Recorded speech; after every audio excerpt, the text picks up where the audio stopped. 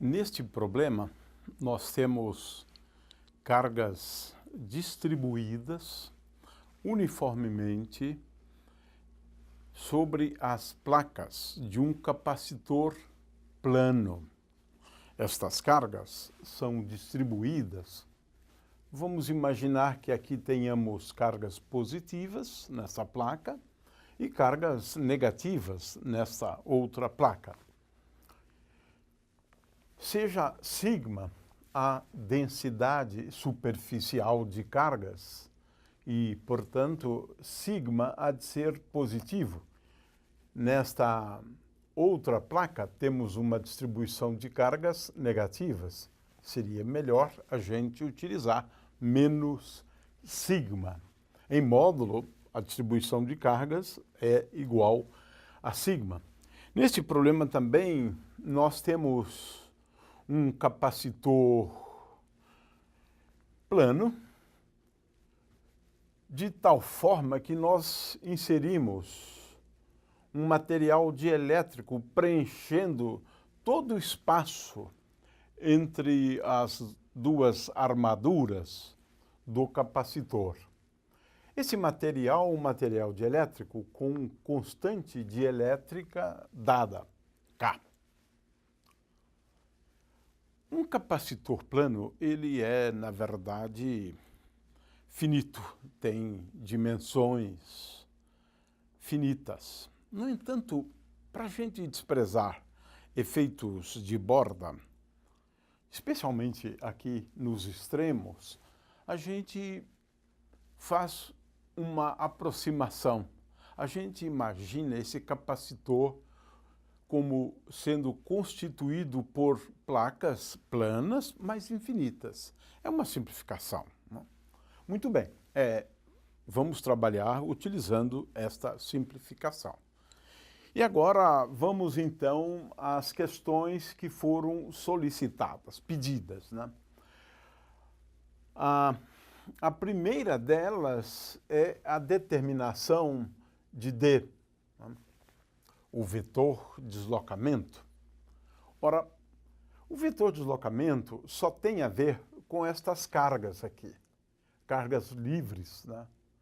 E não cargas de polarização. A gente simplesmente despreza o efeito da polarização, ou a gente não leva em conta, na verdade, para determinar D, né? De forma que esse vetor deslocamento, colocamos uma letra, uma seta, para indicar que é uma grandeza vetorial em cima da letra. E a gente sabe que o divergente de D é igual à distribuição de cargas livres, ou seja, é igual à densidade volumétrica de cargas livres. Densidade é sempre carga por unidade de volume. Ora, o que é mais importante aqui no caso é que a gente vai calcular utilizando o teorema de Gauss, né? De acordo com o teorema de Gauss, o fluxo do campo D através de uma superfície fechada, então vamos colocar D escalar ds, uma superfície fechada qualquer, é igual à soma das cargas internas à região delimitada por essa superfície S. Veja que no caso do D, a gente não coloca aqui dividido por ε0. De forma que esta aqui é a expressão para a lei de Gauss, para o vetor deslocamento. De forma que agora a gente vai calcular o campo produzido por esta distribuição. Vamos denominar esse campo de D+, das cargas positivas, e temos ainda o campo produzido por essa outra distribuição, vamos chamar de D-. Para a gente determinar D+, nós vamos fazer uso do teorema de Gauss e vamos considerar aqui uma superfície que é, a rigor, uma caixa, né? Uma caixa, e aqui estou apenas apresentando um dos lados dessa caixa, né? De forma que a gente sabe, né, que o campo D produzido por essa distribuição superficial de cargas, ele tem essa direção perpendicular à placa e este sentido, como estou indicando aqui, nessa região. Na outra região aqui, ele está orientado no sentido oposto, de forma que, e tendo em vista que, em módulo, o campo aqui é igual ao campo aqui, né? Poderíamos escrever que D, se considerarmos esse aqui como sendo o eixo X, né?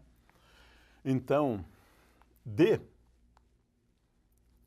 é igual a D, que é a componente do vetor de deslocamento, vezes I, nos pontos localizados à direita desta placa aqui. E é claro que à esquerda o sinal é sinal menos. Como anormal a esta superfície desta caixa, eu posso escrever como N é igual a I.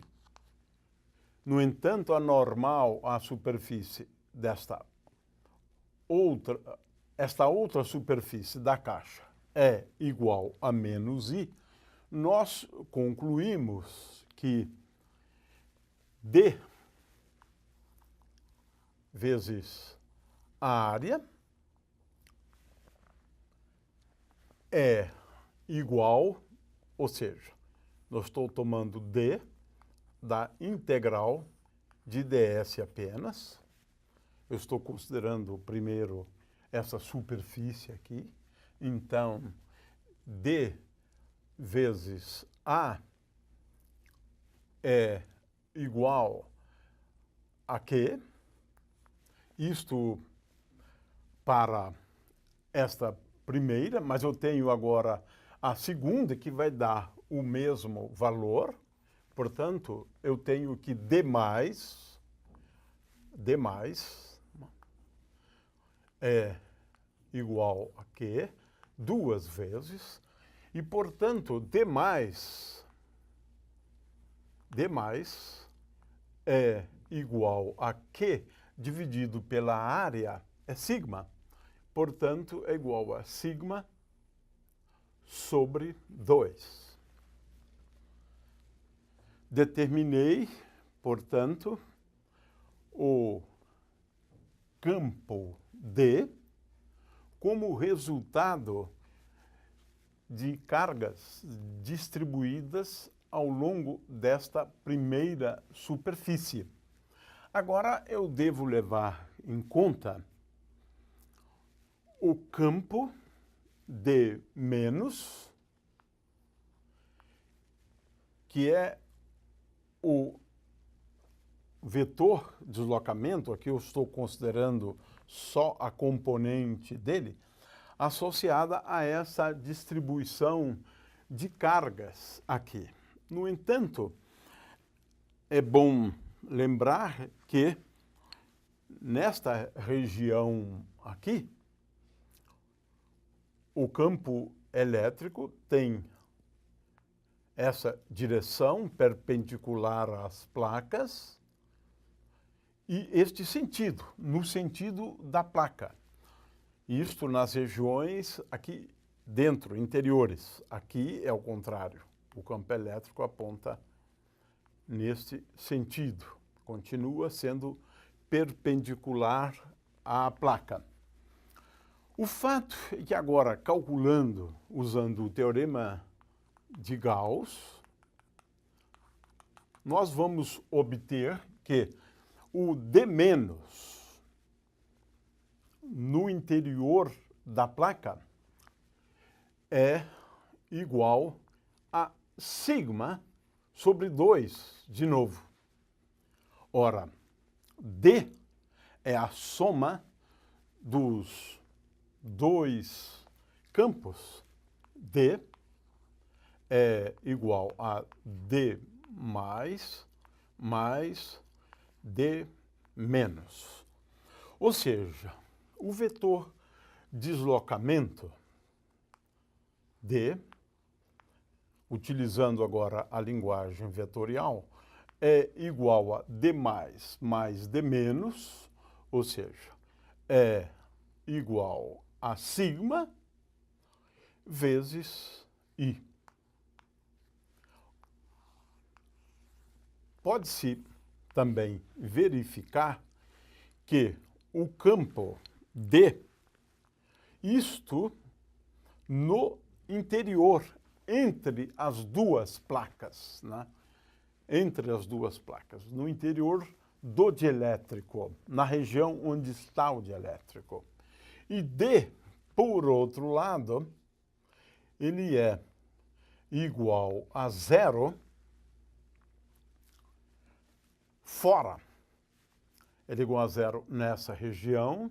Isto porque eu tenho este campo D produzido por essa distribuição de cargas, e eu tenho agora este campo D que tem o sentido oposto a este. Como ele é constante, a soma desses dois é igual a zero. A mesma coisa vale para esta região aqui. O fato é que D é igual a zero para todos os pontos fora desta região delimitada pelas placas do capacitor. Entre as placas, vale esse resultado aqui. Portanto, eu tenho aqui a expressão para o vetor deslocamento. Vamos agora à expressão para o vetor campo elétrico. Ora, o vetor campo elétrico, ele é tal que D é igual a epsilon vezes E. Portanto, E é igual a D dividido por epsilon. Ora, quem é epsilon? Lembrando que epsilon é igual a K vezes epsilon zero, a permitividade do vácuo. Então, eu tenho que o campo elétrico é igual a sigma sobre K vezes epsilon zero vezes I. Ora, aqui tem uma coisa interessante a respeito do campo elétrico, que é o seguinte. O campo elétrico, eu vou escrever assim, é igual a 1 sobre K vezes sigma sobre epsilon zero vezes I. Ora, quem é sigma sobre epsilon zero vezes I? Nós sabemos que sigma sobre epsilon zero vezes I é o campo elétrico que seria produzido pelas placas como se quando nós não tivéssemos aqui o dielétrico.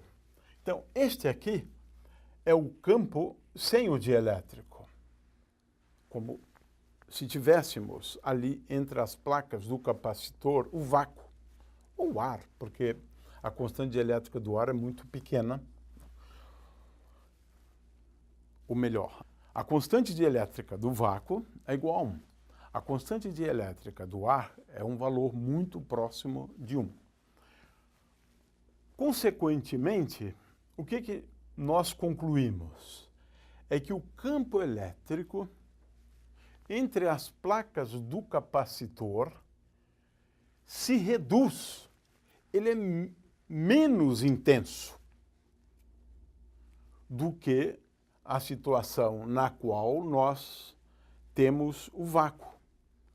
E se reduz por um fator 1 sobre K, onde K é a constante dielétrica. Finalmente, temos aqui a questão da determinação da polarização, lembrando que D é igual a ε0 vezes E mais P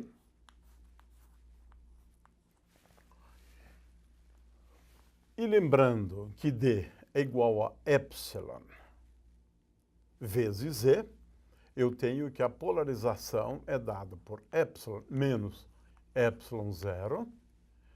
Agora eu estou passando ε0 vezes E para cá e estou utilizando o fato de que D é igual a epsilon vezes E.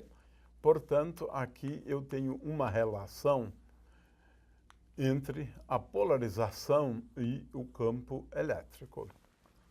Ora, como o dado aqui, né, é a constante dielétrica e a densidade superficial de cargas, né, então nós temos aqui que K vezes, ou K menos 1 vezes ε0 vezes E é igual a P. Agora eu vou escrever aqui a expressão para o campo elétrico. Portanto, P é igual a K menos 1 vezes ε0 vezes, agora, o campo elétrico. O campo elétrico é igual a 1 sobre K vezes sigma dividido por ε0 vezes I vezes I.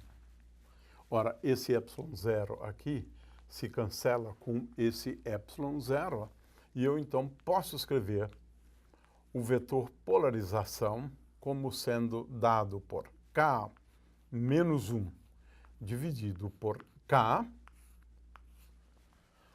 vezes sigma vezes I. Tenho aqui, portanto, a expressão para a polarização. Ou seja, para todos os materiais, K é maior do que 1, consequentemente, daqui eu estou inferindo que a polarização é um vetor constante e que tem esta direção aqui. O que é interessante observar, né, é que a partir do vetor polarização, nós podemos determinar as densidades de carga de polarização numa superfície e na outra. Então, vamos calcular sigma na primeira superfície. Para indicar que é a primeira superfície, poderíamos colocar aqui um mais aqui, mas esse mais pode ser um pouco confuso, mas a despeito disso, para indicar que a primeira superfície, onde eu tenho cargas mais, né, sobre ela, sigma P é igual a P escalar N. N é anormal a esta primeira superfície. Mas anormal, e é por isso é que eu estou chamando atenção aqui para esse fato, né? Anormal a esta primeira superfície é menos I. Menos I. Portanto, sendo que anormal é igual a menos I, eu tenho que sigma mais é igual a menos K menos 1 sobre K vezes sigma. Sigma menos, que é a densidade superficial de cargas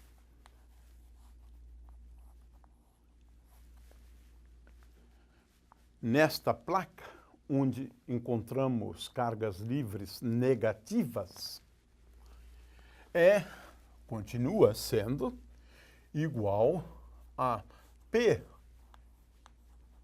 escalar N'. N' é a normal a esta superfície.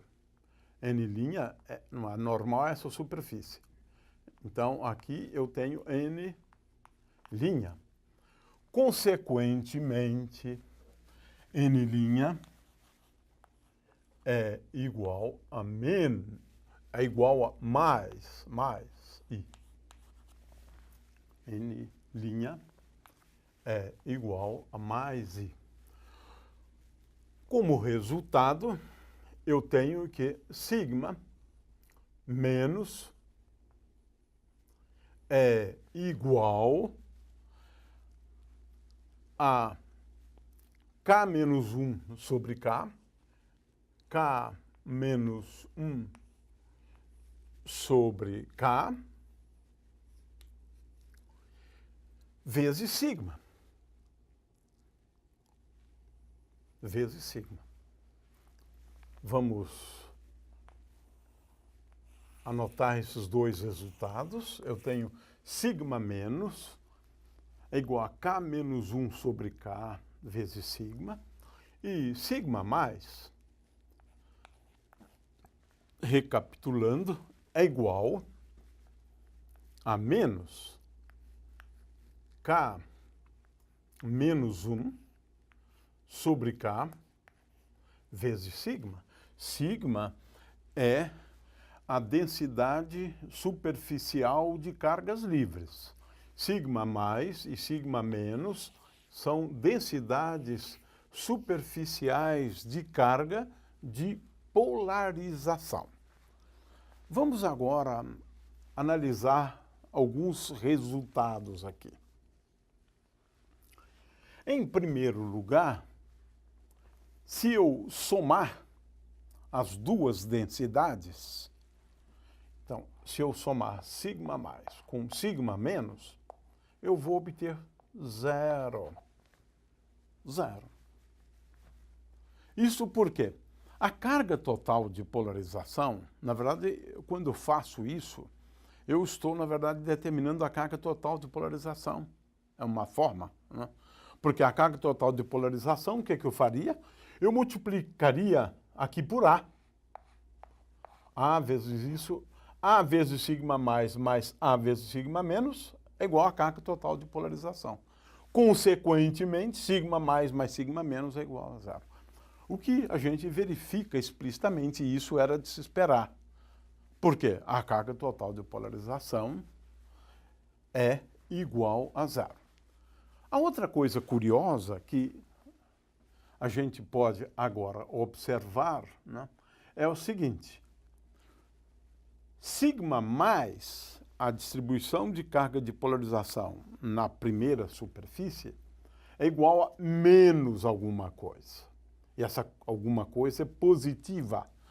Consequentemente, na superfície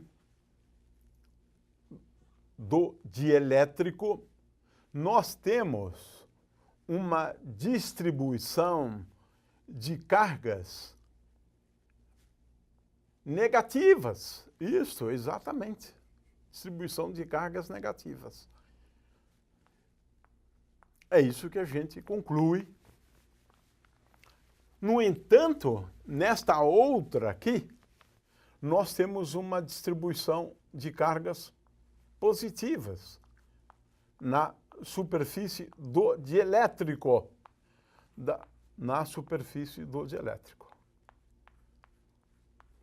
Na superfície do dielétrico. Então, nós temos uma distribuição de cargas, né,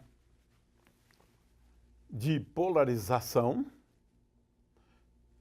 que são cargas opostas às cargas livres, isso é o efeito, né, da distribuição de dipolos, né? Porque aqui, na realidade, eu tenho um dipolo bem próximozinho, onde a carga menos desse dipolo está aqui e a carga mais do dipolo está aqui. O efeito global é uma distribuição de cargas de polarização dada por esta expressão aqui. Agora, a gente pode continuar, né? Veja, por que o campo elétrico é mais fraco? Por que o campo elétrico é mais fraco nessa região? Por quê? Porque vamos somar, né, o sigma mais, que eu tenho aqui, né? Vamos somar sigma mais, com o sigma. Ou seja, o que eu estou somando? Estou somando a densidade de cargas devido à polarização com a densidade de cargas livres. Isso vai me dar a densidade de cargas total. Ora, se eu somar, então, sigma mais com sigma, qual o resultado que eu vou encontrar? É menos K menos 1 dividido por K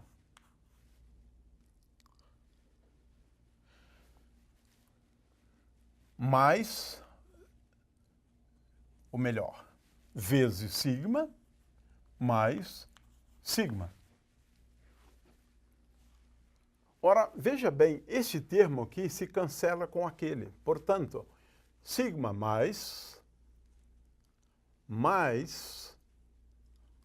sigma é igual a sigma sobre K.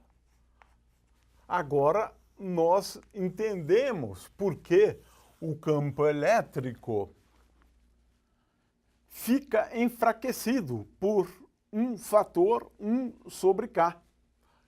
É porque, efetivamente, quando eu somo as duas distribuições de carga, eu tenho aqui nessa superfície uma distribuição de cargas que é, somando as duas distribuições, eu tenho uma distribuição de cargas que é 1 sobre K menor do que a distribuição de cargas livres. E para efeito do campo elétrico, o que interessa é essa distribuição de cargas, a soma das duas distribuições de cargas. Ou seja, esse exemplo, ele é simples, mas ele é muito bom para a gente entender o que acontece quando nós temos um capacitor de placas paralelas no qual nós inserimos um dielétrico. Nas placas, além das cargas livres, se distribuem também cargas elétricas de polarização. E para efeito do campo elétrico, é esta soma das duas cargas é que importa. E é por isso que o campo elétrico é mais fraco no interior de um dielétrico, mais fraco do que se nós não tivéssemos aquele meio dielétrico. Dizemos que se tivéssemos o vácuo entre as placas do capacitor.